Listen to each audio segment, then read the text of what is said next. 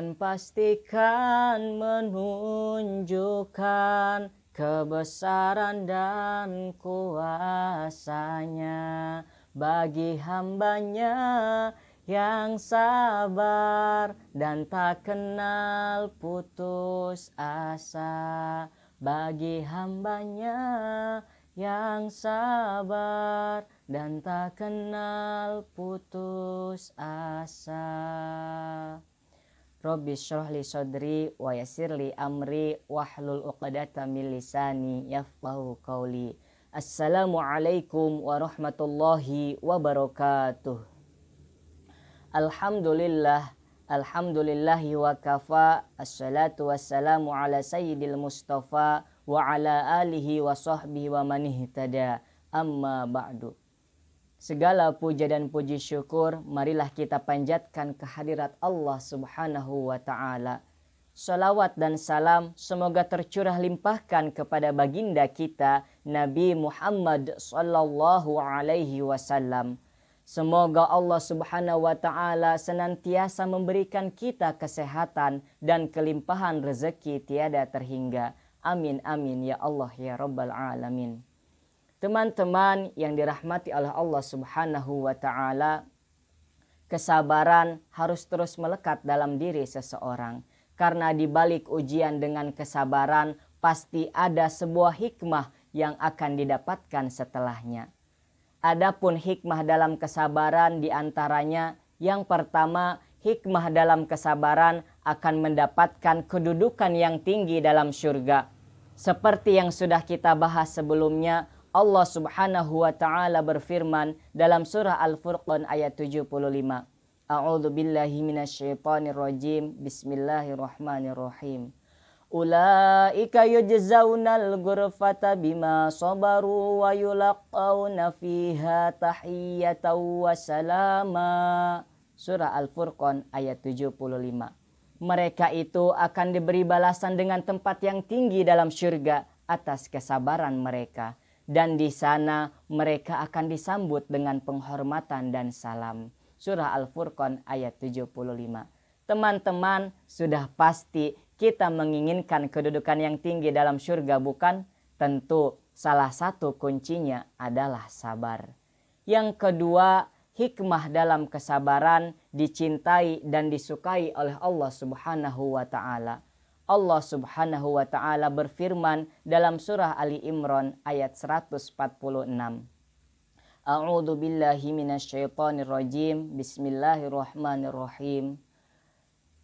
Wa ka'ayyin min nabiyyin qatala ma'ahu ribbiyuna katsir fama wahanu lima asabahum fi sabilillah wa ma du'ufu wa mastakanu wallahu yuhibbus sabirin. Surah Ali Imran ayat 146. Dan betapa banyak nabi yang berperang didampingi sejumlah besar dari pengikutnya yang bertakwa. Dan mereka tidak menjadi lemah karena bencana yang menimpanya di jalan Allah. Dan mereka tidak patah semangat dan mereka tidak pula menyerah kepada musuh. Wallahu yuhibbus sabirin. Dan Allah mencintai orang-orang yang sabar. Teman-teman, siapa yang tidak ingin dicintai oleh Allah Subhanahu wa ta'ala? Tentu kita semua menginginkannya. Maka salah satu kuncinya adalah sabar. Yang ketiga, hikmah dalam kesabaran. Diampuni dosa dan mendapatkan petunjuk dari Allah Subhanahu wa ta'ala. Allah Subhanahu wa ta'ala berfirman dalam surah Al-Baqarah ayat 155 sampai 157. A'udzu billahi minasyaitonir rajim. Bismillahirrahmanirrahim.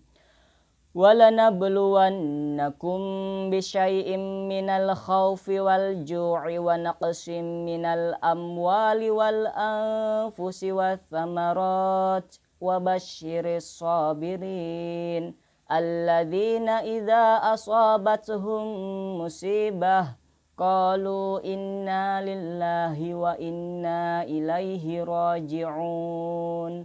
ulaika alaihim salawatum mir rabbihim wa rahmah wa ulaika humul muhtadun. Surah Al-Baqarah ayat 155 sampai 157. Dan kami akan menguji kamu dengan sedikit ketakutan dan kelaparan, dan sedikit kekurangan harta, jiwa, dan buah-buahan. Wabasyiris sabirin, dan sampaikanlah kabar gembira kepada orang-orang yang sabar. Alladzina idza asobatsum musibah, yaitu orang-orang yang apabila ditimpa musibah, qalu inna lillahi wa inna ilaihi raji'un. Mereka berkata, sesungguhnya kami milik Allah dan kepadanyalah kami kembali. Ulaika alaihim salawatu mir rabbihim wa rahmah.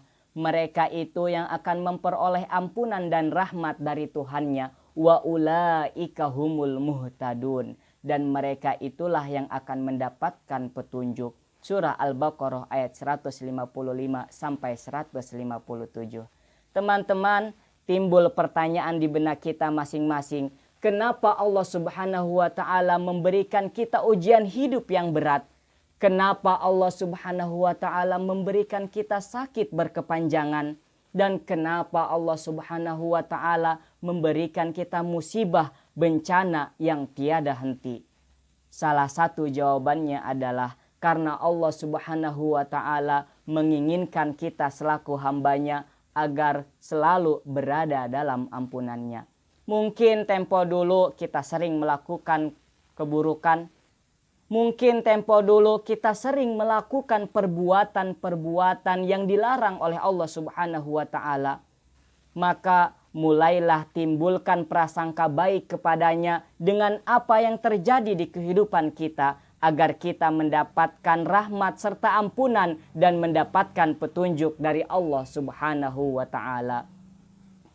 Yang keempat, hikmah dalam kesabaran mendapatkan kesudahan yang baik. Allah Subhanahu wa ta'ala berfirman dalam surah Ar-Ra'd ayat 22.